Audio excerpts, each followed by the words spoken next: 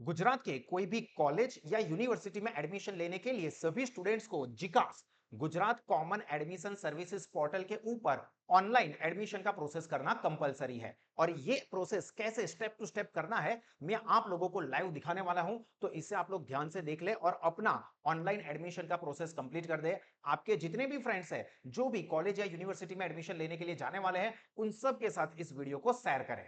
सो नमस्कार दोस्तों, my self पाविन sir from साहस institute of commerce, your own personalised high tech digital classes. दोस्तों सबसे पहले तो आपको अपने लैपटॉप या मोबाइल में कोई भी ब्राउजर ओपन करना है और वहां पर जो जिकास की वेबसाइट है जिसका नाम मैं यहां पर डिस्क्रिप्शन में भी दे दूंगा, gov.gov.edu.in, उसके ऊपर क्लिक करोगे तो आप लोगों के सामने कुछ इस तरह की स्क्रीन ओपन हो जाएगी। अब ध्यान से समझना दोस्तों कि अगर आप लोगों में से कोई भी ऐसा है जिसने अपना प्रोफाइल क्रिएशन का काम क्रिएट कर दिया है, मतलब कि जो पहला स्टेप है वो कर दिया है, तो वो सीधा यहां पर ऑलरेडी रजिस्टर्ड के ऊपर क्लिक करेंगे। बट अगर आप लोग सबसे पहली बार ये जिकास के पोर्टल पर लॉगिन करने के लिए आए हो तो यहां पर आप लोगों को अप्लाई नाउ के ऊपर क्लिक करना होगा। अब अप्लाई नाउ पे जाओगे तो आपके सामने कुछ इस तरह की स्क्रीन जो है वो ओपन होगी। उसके अंदर ध्यान से समझ लेना, जो प्रोग्राम टाइप मतलब कोर्स नो प्रकार है, तो उसके अंदर आपको यहां पर देखने को मिलेगा अंडर ग्रेजुएट यानी कि बैचलर डिग्री,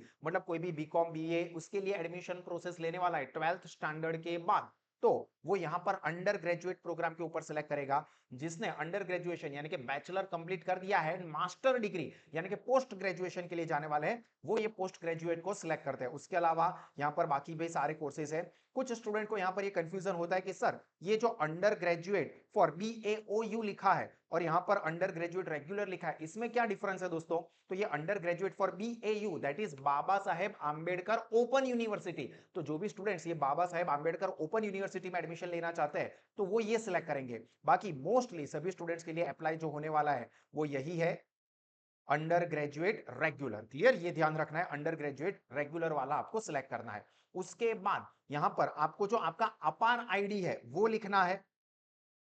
ये जो दोस्तों अपार आईडी है वो जब आप स्कूल में थे तब स्कूल में से निकला हुआ है 12 नंबर का आपका अपार आईडी होगा, वो आप लोगों को यहां पर लिखना है। अब कोई स्टूडेंट यहां पर ऐसा होगा कि सर मेरा तो अपार आईडी है ही नहीं, या स्कूल में जब हमारे यहां से बोल रहे थे तो मैंने ध्यान नहीं दिया था और मेरा अपार आईडी नहीं निकला है, तो कोई टेंशन नहीं लेना है, अभी इसको ब्लैंक छोड़ दोगे क्योंकि ये कंपलसरी नहीं है। बट जिसके भी पास अपार आईडी है वो अपना अपार आईडी लिख दे। उसके बाद यहां पर नेम एज पर मार्कशीट, मतलब आपके 10th स्टैंडर्ड की या 12th स्टैंडर्ड की मार्कशीट आपके पास आ गई है तो वो आपकी मार्कशीट के ऊपर जो आपका नाम लिखा है वो यहां पर आपको लिख देना है। ठीक है, जो भी आपका नाम लिखा है वो पूरा नाम यहां पर लिख दोगे। मैं यहां पर रेफरेंस के लिए लिख रहा हूं, आपको आपके मार्कशीट पर जो नाम लिखा है वो लिखना है।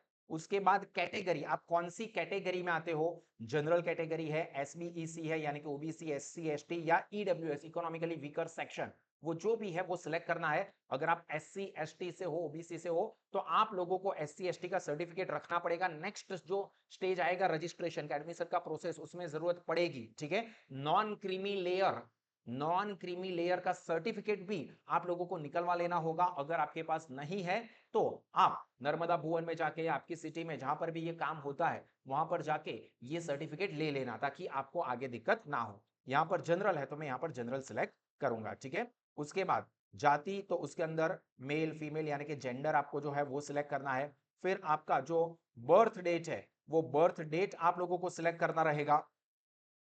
बर्थ डेट में आप लोग यहां पर क्लिक करके पहले जो अपना ईयर है वो ईयर जो है वो चेंज कर दोगे ताकि आपको इजी रहे। मैं यहां पर एग्जांपल के तौर पर दिखा रहा हूं, फॉर एग्जांपल 2004 है, 3 जो भी ईयर है, जून मंथ है, और उसमें जो भी डेट आती है वो आप लोग सिलेक्ट कर लोगे। आपको आपकी बर्थ डेट जो है वो सिलेक्ट करनी है। क्लियर, फिर यहां पर क्लिक करना है I hear bye give my consent, तो आई एग्री वाला है, उसके ऊपर क्लिक करोगे। उसके बाद आपको ईमेल आईडी लिखना है। इसमें ध्यान रखना दोस्तों, जो ईमेल आईडी है वो आपका जो जेन्युइन है वही लिखना, उसके ऊपर आईडी पासवर्ड आएंगे कॉलेज की तरफ से, तो कुछ भी ऐसा मत लिख देना ईमेल आईडी जो आपके पास एक्सेस ही नहीं है। अगर आपका ईमेल आईडी ना हो तो आपके पेरेंट्स का ईमेल आईडी लिखना जो ओपन हो सकता है, जिस पर मेल आते हो, और अपना खुद का भी एक प्रोफेशनल अच्छा ईमेल आईडी क्रिएट कर देना। ठीक है, तो यहां पर हम लोग हमारा ईमेल आईडी लिखेंगे और बाजू में अपना मोबाइल नंबर लिखोगे।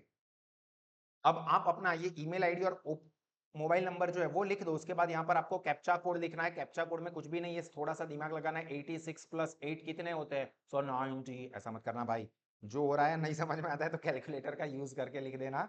पर ये लिखोगे और फिर यहाँ पर गेट ओटीपी, देखो लेफ्ट साइड पर आपको देखने को मिलेगा, गेट ओटीपी के ऊपर क्लिक करोगे तो आपके ईमेल आईडी और मोबाइल नंबर दोनों पे ओटीपी आएंगे, जो यहाँ पर आपको लिखने होंगे।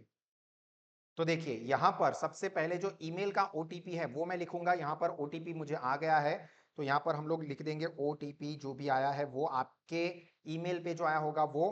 और यहां पर मोबाइल में टेक्स्ट मैसेज के फॉर्म में आया होगा, तो टेक्स्ट मैसेज के फॉर्म में जो ओटीपी आया है वो मैं यहां पर देख के लिख लूंगा। ठीक है, गलती मत करना भाई।